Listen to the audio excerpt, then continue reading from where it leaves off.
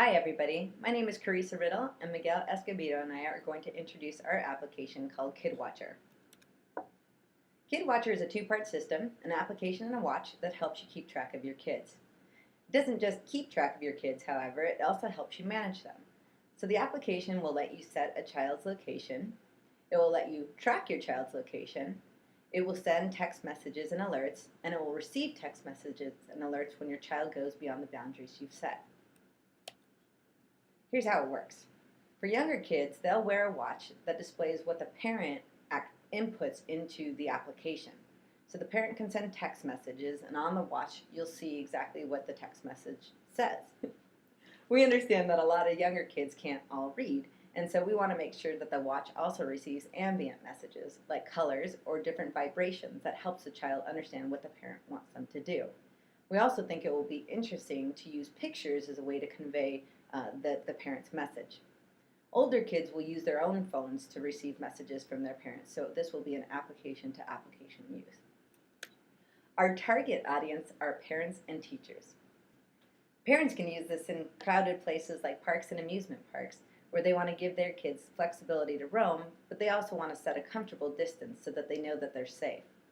Teachers, on the other hand, might want to use this for field trips and to take instant roll call, for example, when the kids need to come back to the location that they determined to meet. Miguel's going to go into the framework that we use to create this application. Thank you, Charissa. As we developed our application, early on we identified that since we were going to rely heavily on geolocation and messaging services, we needed to build this on a mobile platform. So we decided to go ahead and use jQuery Mobile to create the user interface and the structure of the website, and use the jQuery Google Map API to support the geolocation part of it. We also decided to go ahead and develop this on a live server to take advantage of jQuery Mobile's ability to display the UI correctly across different platforms like Android, Windows Phone, and even on the browser. I'm going to go ahead and browse over to our system and give a demonstration of the functionality that we have built so far. The application opens with a screen that provides the user with some basic information about what the system does.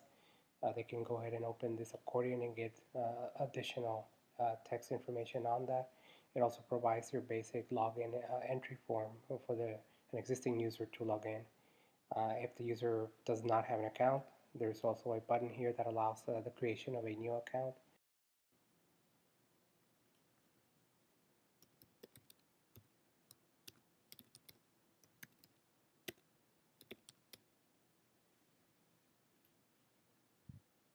After logging in, we land on the main homepage, and this is where the main dashboard of the final version of the application is going to live. Besides giving a welcome message and providing some basic information on the user, it's going to also show activity logs, possibly calendar entries and things like that. As you can see, there are 5 main level options for the application. First one being home, this dashboard. Second one being an events page where events are listed. Ping section where you can send messages to the watches and to other phones for the older kids. A locate section that provides a map of the current group in context of the current event, and then a management screen where the user can make changes to their profile and where system administrators like parents or teachers can edit information on children or student accounts. On the events section, the user is going to be able to get information on the current events that are happening at this moment. For testing purposes, we entered a museum trip to the Austin Museum of Art. The listing will also show past events for this group, so I'll go ahead and click into the detail for this event. We can see that the museum trip is happening right now with some detailed information on it, and we see a long listing for all the users in this group. The screen also provides the functionality to filter the list by name. So for example, I can drill down to an individual like that, click into it and get some detailed information on this person. So let me go back and clear this out. And you can see that besides the listing functionality, we can send a ping to take roll call for the whole group. I'll go ahead and click on that. The notification will look like this.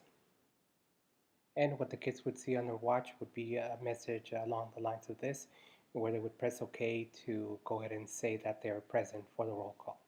Coming back from the ping, the screen will refresh and you will be able to see as the kids press on the button on their watch that the check boxes will start to appear next to the names. For now, this is just being simulated from the database, but in the real final application, there would be an AJAX call to keep this refreshing in real time. The pin section is going to allow the user to send messages to the whole group or individuals. They can enter the text for the message here, select the group that they want to send it out to, and select from the list of users that they intend to receive the message.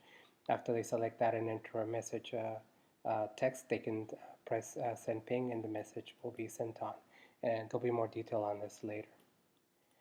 In the Locate tab is where they're going to get a map with geolocation pins for all the users for the current event and in the current group. As you can see, there's a couple of users that are outside the geofence that's defined here by this circle. And those users are listed down here below in this list. It shows that there's currently 2 users outside the geofence, and there's some functionality to ping these specific members.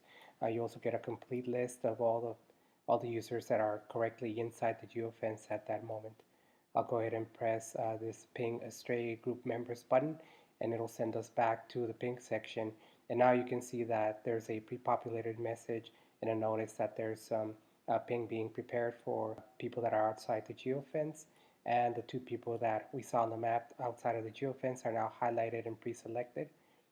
And the last section of the website is the management screen. And this is where a user can make modifications to their profile depending on their user level. In the final system, administrators can also do some basic maintenance on users within their group. On the screen you can see there's 2 users that are pending approval. Admin level users have the ability to create new users within the group, and it also shows the complete list of active users within a group. Clicking on a name will allow you to see full details and like the location for a user, as well as some basic account information. And if you click on a pending approval user, you can go ahead and approve that person, and then they'll show up in the list as a new member of the group. The last bit of functionality is the logout button, which I'll go ahead and click, and this will effectively take you out of the system, and so you can start over as a new user. We hope you liked the presentation, and thank you very much. We hope you enjoyed it.